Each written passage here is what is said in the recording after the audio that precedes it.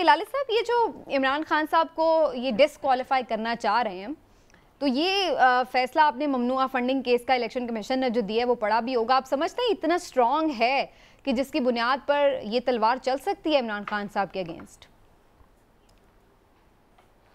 मेरे ख्याल में समीना, जितना मैंने सुना है ये इतना स्ट्रांग है कि हर वकील, ख़ास तौर सेलिब्रेटेड लॉयर्स जो हैं पाकिस्तान के, एतजाज़ एहसन और सलमान राजा, ये वो सब कहते हैं कि इस पे तो कुछ है ही नहीं जिस पे ये डिस्क्वालीफाई हो जाए।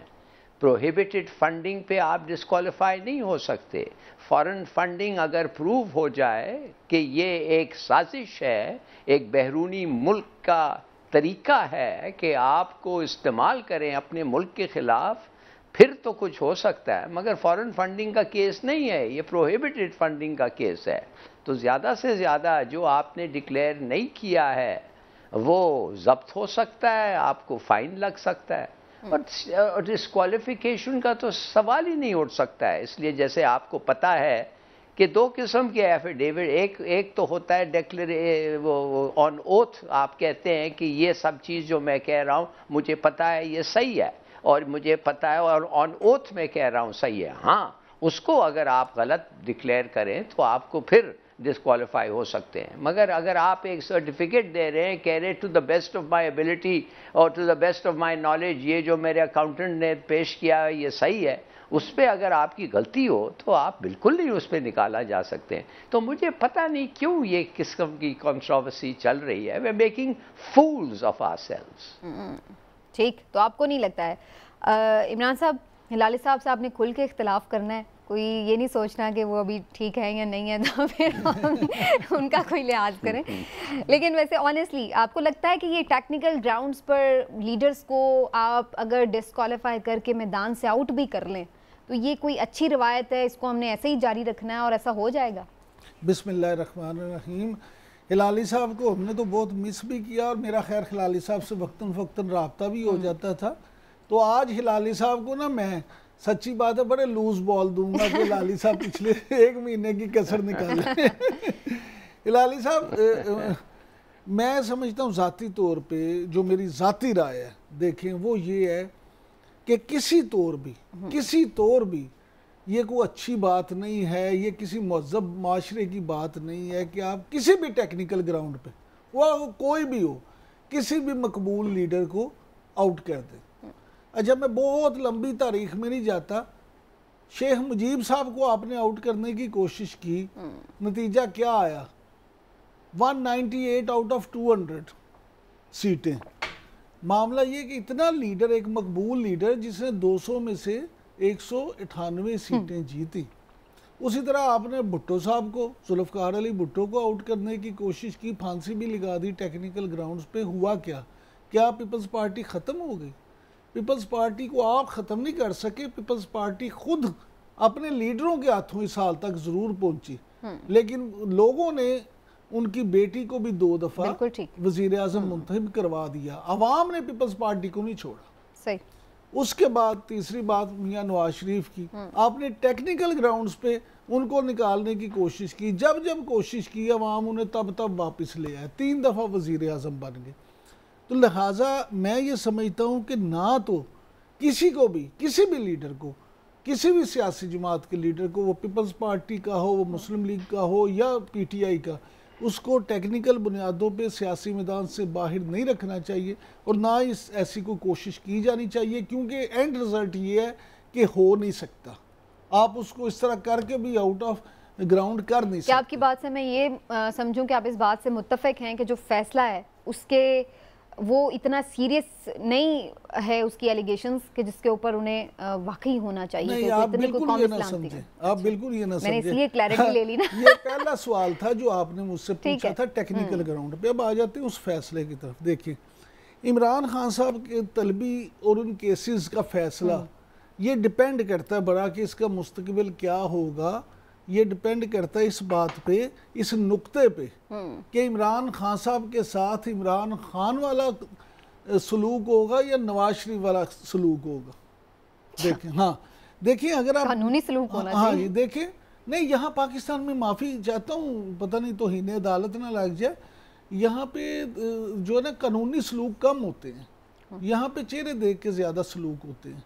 अब मामला ये है कि पिछले चंद सालों में हमें दो बड़े वाज़े बेंचमार्क नज़र आए हैं।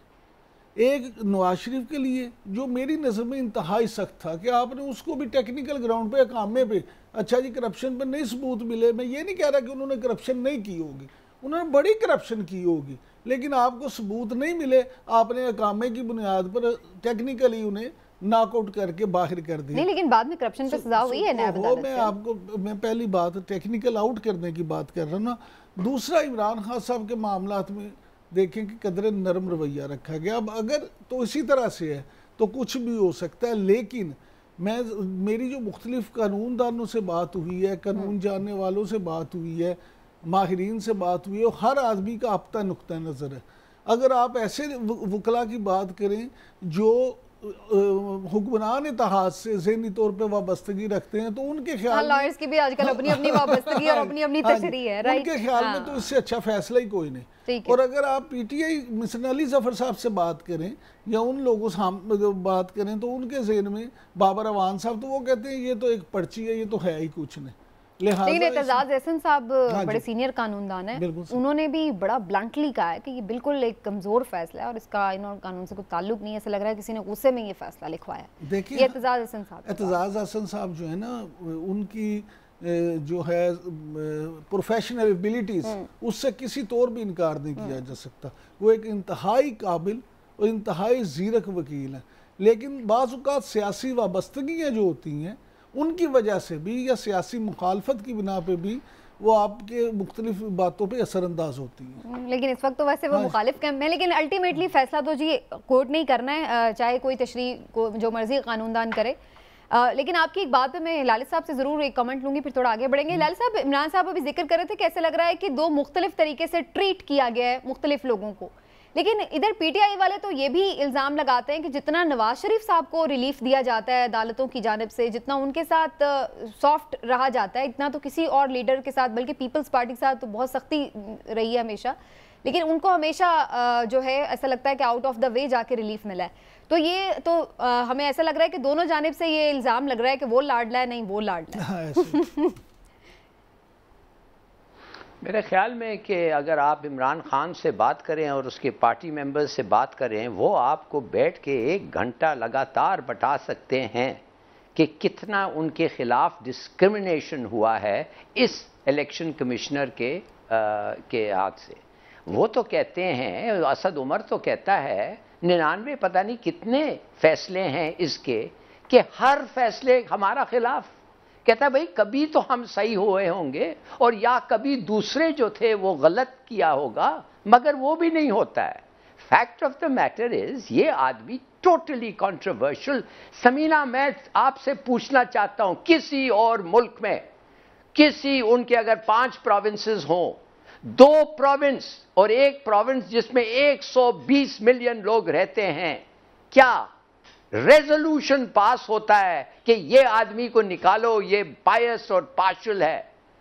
और केपी में भी यही हुआ है। 80% पाकिस्तान के रिप्रेजेंटेटिव्स कह रहे हैं कि ये आदमी बायस्ड है, ये है, मगर कुछ नहीं होता है। वो बैठा हुआ है, वो अपने फैसले दे रहा है, और जो रिजेक्ट कर रहे हैं इस वक्त, अब आपको पता है कि इसका अपॉइंटमेंट अभी कंट्रोवर्शियल हो गया है। इसलिए इमरान खान ने खुद बताया कि मुझे को कुछ पता ही नहीं था, किसी ने रेकमेंड किया।